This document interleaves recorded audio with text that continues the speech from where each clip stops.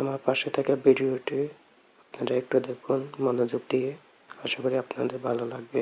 ভালো লাগলে চ্যানেলটাকে সাবস্ক্রাইব করে পাশে থাকবেন। এই ভার্সিটির ছাত্রছাত্রীরা হঠাৎ করেই জড়িয়ে পড়ে এক ভয়ঙ্কর মৃত্যুর খেলায়। তারা কেউই জানে না কে এই খেলা শুরু করেছে, কেন করেছে এবং কিভাবেই বা এটা থামানো যাবে। ভাই রে ভাই, ভিডিও পুরাই আগুন হতে চলেছে, তাই ধৈর্য ধরে সম্পূর্ণ ভিডিওটি দেখুন। হঠাৎ করেই এক বিশাল দারুমা পুতুল ভার্সিটিতে ঢুকে পড়ে। ক্লাস জুড়ে হইচই পড়ে যায়, আর তখনই শুরু হয়ে যায় ভয়ঙ্কর এক মৃত্যুর খেলা। নিয়ম একটাই, যে নড়বে তার মাথা সঙ্গে সঙ্গে বিস্ফোরণ হয়ে যাবে। দারুমা কিছু সময়ের জন্য পিছনে ঘুরে দাঁড়ায়। এই সময় সবাই ভয়ে কাঁদছে, চিৎকার করছে, কারণ কেউই বুঝতে পারছে না আসলে কি ঘটতে যাচ্ছে তাদের সাথে। কয়েকজন সেখান থেকে পালানোর চেষ্টা করে, কিন্তু পালানোর জন্য দৌড় দেওয়ার সাথে সাথেই ঠাস, মাথা বিস্ফোরণ। এভাবে একের পর এক লাশ পড়তে থাকে। এই ভয়াবহ কঠিন পরিস্থিতিতে সেখানে শান্ত থাকে সাতাকে নামের একটি ছেলে। সে সবাইকে বলে আগে বুঝতে হবে এই খেলাটা আসলে কি, এবং সে বলে এই পুতুলটা আসলে দারুমাসান, অর্থাৎ মৃত্যুর প্রতীক। ঠিক তখনই তারা খেয়াল করে দারুমার পেছনে একটা বোতাম আছে। বোতামটা চাপতে পারলে খেলা শেষ হবে।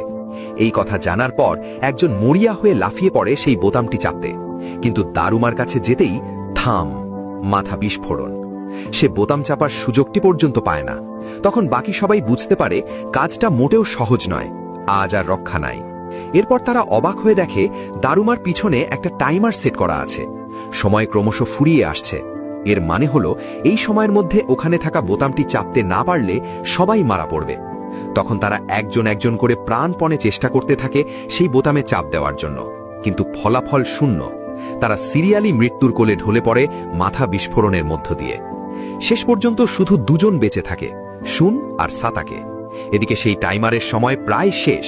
সাতাকে তখন শুনকে বলে, বন্ধু তুই আমার ঘাড়ের ওপর দিয়ে জোরে লাফ দে। শুন জীবন বাঁচাতে পুরো শক্তি দিয়ে লাফ দেয়। এবারে একদম শেষের সেকেন্ডে এসে সে বোতামটা চাপতে সক্ষম হয়। এবার দারুমা বলিষ্ঠ কণ্ঠস্বরে ঘোষণা করে খেলা শেষ। তারা আনন্দে চিৎকার করে এবং একে অপরকে লাইক দেয়। কিন্তু ঠিক তখনই থাম, সাতাকের মাথা বিস্ফোরিত হয়। এখন আসল সত্যিটা পরিষ্কার হয়ে আসে। এই খেলায় শুধু সেই বাঁচতে পারে যে বোতামটা চাপতে সক্ষম হয়, অর্থাৎ শুনই হল একমাত্র বিজয়ী। এবার শুন দারুমাকে বলে, আমি কি আমার স্বাভাবিক জীবনে ফিরে যেতে পারি? দারুমা তখন অট্টহাসি দিয়ে বলে, তুমি হলে একটা ইঁদুর, আর বিড়াল আসতেছে। ঠিক সেই সময় ইচিকা সেখানে আসে। সে জানায় তার ক্লাসেও এই একই ঘটনা ঘটেছে। সে বোতাম চেপে বিজয়ী হয়েছে। শুন পুলিশে ফোন করতে চায়, কিন্তু কোনো নেটওয়ার্ক নেই। দারুমা আবার বলে বিড়াল আসতেছে। এই কথা শোনার পর দুজন প্রাণপণে দৌড়ে পালায়, কিন্তু এ কি, সামনের সব দরজা বন্ধ। অনেক চেষ্টা করে তারা শুধুমাত্র একটি দরজাই খুলতে পারে, আর সেই দরজা দিয়ে ঢুকে পড়ে ভার্সিটির জিমনেশিয়ামে। আর দরজাটা আবারও ঠাস করে বন্ধ হয়ে যায়। কিন্তু এখানে ঢুকতেই তাদের চোখ কপালে উঠে যায়। কিছু ছাত্রছাত্রী এখানে ইঁদুরের পোশাক পরে দাঁড়িয়ে আছে। আর ঠিক তখনই একটা অদ্ভুত শব্দ ভেসে আসে। এখান থেকে বাঁচতে হলে বিড়ালের গলার বাস্কেটে বলটি ফেলতে হবে। কিন্তু প্রশ্ন একটাই, কোন সে বিড়াল? এর উত্তর পেতে দেরি হয় না। হঠাৎ করেই তাদের সামনে হাজির হয় এক বিশাল ভয়ঙ্কর বিড়াল, আর শুরু করে দেয় তাণ্ডব। সে জিমনেশিয়ামের রুম জুড়ে দাপিয়ে বেড়াতে থাকে। সবাই জীবন বাঁচাতে প্রাণপণে চারদিক ছোটাছুটি শুরু করে দেয়। কিন্তু এই দানব আকৃতির বিড়াল একে একে সবাইকে খেতে শুরু করে দেয়। চারদিকে ছড়িয়ে পড়ে মৃত্যুর মিছিল। আর ঠিক তখনই বাস্কেটবলের মতো কিছু একটা তাদের সামনে এসে পড়ে, এবং সেখানে 9 মিনিটের টাইমার সেট করা থাকে। কারো আর বুঝতে বাকি থাকে না এই 9 মিনিটের মধ্যে এই বলটি বিড়ালের গলায় ঝুলে থাকা বাস্কেটের মধ্যে ফেলতে পারলেই সমাপ্তি ঘটবে এই মৃত্যুর মিছিলের। ইচিকা বলটি ছুঁড়ে মারে ইয়োশিকাওয়ার দিকে। সে বাস্কেটবল খেলায় দারুণ পারদর্শী, এবং তার মনে হতে থাকে সারা জীবন যেন সে এই মুহূর্তটার জন্যই ট্রেনিং নিয়েছে।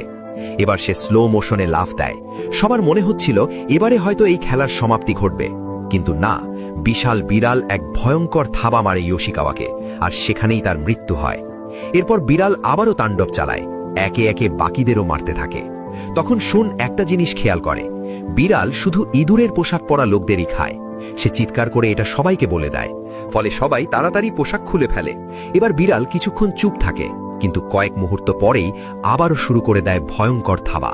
টাইমারে তখন মাত্র 3 মিনিট, বিড়াল যখন ইচিকাকে খেতে যাবে ঠিক তখনই শুন ইচ্ছে করেই ইঁদুরের পোশাক পরে বিড়ালকে বিভ্রান্ত করে। সে একাই বিড়ালের সব আক্রমণ ঠেকাতে থাকে আর বাকিরা হাঁ করে দাঁড়িয়ে থাকে। এবার সবাইকে আরো অবাক করে দিয়ে হঠাৎ করেই বিড়াল কথা বলা শুরু করে। সে বলে, আমার পিঠ চুলকাচ্ছে, আমি ঘুমাতে পারছি না। তখন শুন বুঝে যায় ইঁদুরের পোশাক পরার কারণেই সে বিড়ালের কথা বুঝতে পারছে। শুন লাফিয়ে গিয়ে সোজা বিড়ালের পিঠে উঠে পড়ে আর জোরে জোরে চুলকাতে থাকে, কিন্তু তাতে কাজ হয় না। এবার ইচিকাও চুলকানোর জন্য ওঠে। ধীরে ধীরে বিড়াল শান্ত হয়ে যায়। এরপর সবাই মিলে পাগলের মতো তার পিঠ চুলকাতে শুরু করে। শেষমেশ বিড়াল নাক ডেকে ঘুমিয়ে পড়ে। তারা বুঝতে পারে এবার সুযোগ এসেছে বিড়ালের গলার বাস্কেটে বলটি ফেলার। কিন্তু তখনই সবাই ঝগড়া শুরু করে, কারণ তারা ভাবে যে বলটি বাস্কেটে ফেলবে সেই শুধু বাঁচতে পারবে। কিন্তু তাদের এই তীব্র ঝগড়া এবং হুড়োহুড়ির শব্দে বিড়াল আবারও জেগে ওঠে আর তাণ্ডব শুরু করে আবার সবাইকে আক্রমণ করতে শুরু করে। এবার আর তাকে ঘুম পাড়ানোর সময় নেই। ইচিকা আর শুন পালিয়ে যায়, কিন্তু কিছুক্ষণ পর ফিরে আসে দুটো বল নিয়ে, একটা বাস্কেটবল, অন্যটি সাধারণ বল। বিড়ালের চোখ মিটমিট করে চারদিকে ঘুরতে থাকে। বিড়াল বুঝতে পারে না কোন দিকে তাকাবে। সে প্রথমে এক বলের দিকে ঝাঁপ দেয়, ইচিকা তার বল ছুড়ে দেয় বাস্কেটের দিকে। বিড়াল এবার তাকে থাবা মেরে তার জামা প্যান্ট সব ছিঁড়ে দেয়, কিন্তু ইচিকা কৌশলে বেঁচে যায়। এরপর শুন তার বল ছোড়ে এবং এটাই আসল বল। বলটি ঠিক বিড়ালের গলার বাস্কেটে পুড়তেই যাচ্ছিল, ঠিক তখনই হঠাৎ করে আমায়া এসে লাফ দিয়ে বলটি বাস্কেটে আটকে দেয় এবং এই মৃত্যুর মিছিলেরও সমাপ্তি ঘটে। কিন্তু বিড়াল এবার শান্ত গলায় বলে, এই খেলায় বেঁচে গেছে শুধু তিনজন, আমায়া, শুন আর ইচিকা।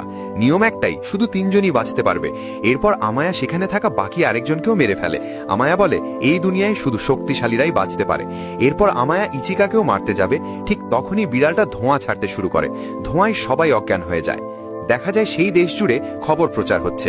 এই খবরে বলা হয় সব স্কুলে একসাথে এক ভয়ঙ্কর ঘটনা ঘটেছে। অনেকে এটাকে সন্ত্রাসী হামলাও বলছে। এর মধ্যে কোটি কোটি ছাত্র মারা গেছে। তারপর আমরা দেখি শহরের আকাশে ভাসছে অনেকগুলো বিশাল ঘনক আকৃতির কিছু একটা, আর ওই ঘনকের ভেতরেই আছে সব বেঁচে যাওয়া ছাত্রছাত্রীরা। দেশবাসী তো বটেই, আমরাও বুঝতে পারছি না আসলে কি হচ্ছে। এরপর এক বিজ্ঞানী বলে, আমার মনে হয় এটা এলিয়েনদের আক্রমণ, কারণ এটা মানুষের জ্ঞানের অনেক বাইরে। এবার দৃশ্য ফিরে আসে ঘনকের ভিতরে। শুন জেগে ওঠে। সে দেখে সে শোকোর সাথে আছে একই ঘরে। শোকো তার পুরনো বন্ধু, যাকে সে 3 বছর ধরে দেখেনি, কারণ শোকো 3 বছর আগে ভার্সিটি বদলেছিল। ঘরে আরো আছে টাইরা আর তাওকা। 4 জনই এসেছে 4টে আলাদা ভার্সিটি থেকে। সেই সময় সেখানেই থাকা স্ক্রিনে কিছু লেখা ভেসে ওঠে। এখানে বলা হয়, তোমাদের সাথে শুরু হতে যাচ্ছে এক মৃত্যুর খেলা, এবং যদি তোমরা এই খেলায় প্রতিপক্ষকে হারাতে পারো তাহলে এই ঘনক থেকে বের হওয়ার চাবি পাবে। শুন বুঝে যায় সে যা দেখছে সবই সত্যি। তারা সবাই একটা ঘনকের ভেতরে বন্দী। আর হঠাৎ করেই সেখানে চলে আসে কিছু পুতুল, কারণ পরবর্তী খেলার সময় হয়ে গেছে। পুতুলগুলো খেলার নিয়ম বলতে থাকে। তারা একজন একজন করে সব ছাত্রছাত্রীদের চোখ বেঁধে দেবে এবং সেই ছাত্রের চারদিকে ঘুরে ঘুরে পুতুলগুলো একটা গান গাইবে। আর সেই ছাত্র বা ছাত্রীকে বলতে হবে এই মুহূর্তে তার পেছনে কোন পুতুলটি রয়েছে। হাতে থাকবে মাত্র 10 সেকেন্ড। এই 10 সেকেন্ডের মধ্যে বলতে হবে পেছনে কে দাঁড়িয়ে আছে।